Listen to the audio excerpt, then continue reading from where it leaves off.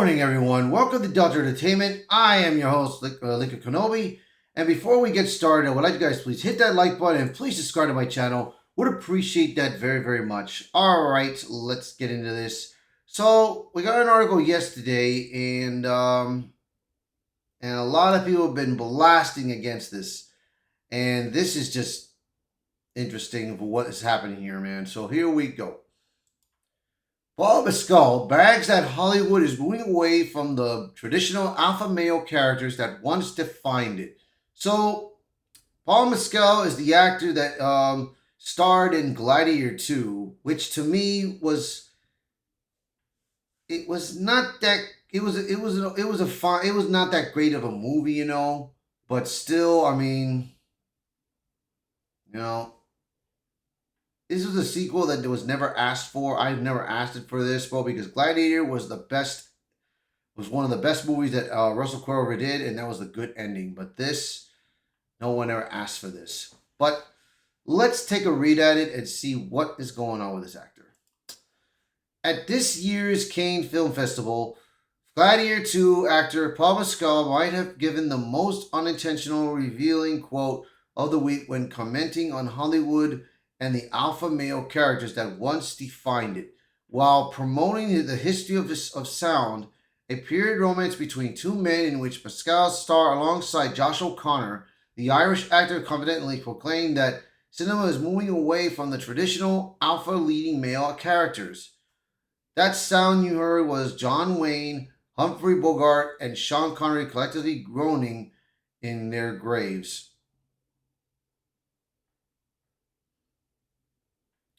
Mescal's remarks came during a press conference for the History of Sound, a film set in 1919 that follows two men who travel through New England recording folk music while discovering a romantic bond. The film has been dubbed by some as a spiritual successor to Brokeback Mountain, a comparison Mescal quickly and smugly dismissed as lazy and frustrating. Though he did admit, almost comically, that the only real similarity was that they spent a little time in a tent. So let's listen to what he's got to say about this. So let's go. I personally don't see the parallels at all between Brokeback Mountain, other than the fact that we spend a little bit of time in a tent. But each to their own, in terms of how you want. But I do think that there's a bigger question there in the fact that it draws your attention to why do I think that it's not that film, because that film, to me, when I look at Brokeback Mountain, it's a beautiful film, but it is dealing with the idea of repression. And this film is fundamentally pointed in the opposite direction. So I think, to be honest, I find those comparisons relatively lazy and frustrating. But for the most part, I think that relationship that I have to the film is born out of the fact that it's a celebration of these two men's love, not a kind of film about their repressed relationship with their sexuality. Jesus. Oh boy. All right. So that's what he had to say about it. In other words, it's not like those other stories where tragedy and struggle. This is about softness and silliness and the joy of 8 Jolly Ranchers a day. Again, that is not an exaggeration. Mescal spent part of the press conference fondly recounting how he and O'Connor bonded by eating 8 Jolly Ranchers a day during film. There's a microism to our relationship that I think of Josh and I think of Jolly Ranchers. If that doesn't sum up the industry's evolving view of masculinity, nothing does. Let's be clear, this is absolutely room in cinema for vulnerability, complexity, and non-traditional portrayals of male characters.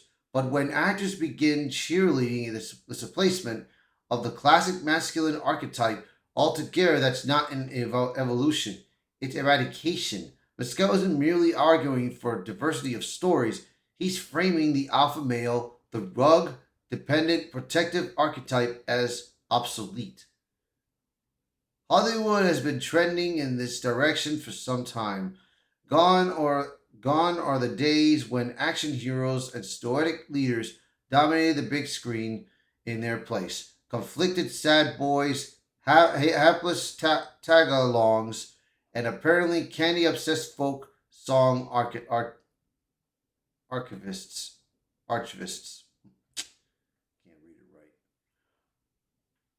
Mescal's quote is not just a glimpse into the history of sound, it's a window into the industry's broader attitude toward masculinity.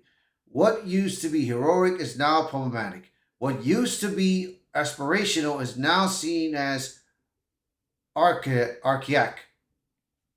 Yeah, that's a weird word. And what used to be pillar of storytelling is now something to be deconstructed, reimagined, or altogether discarded.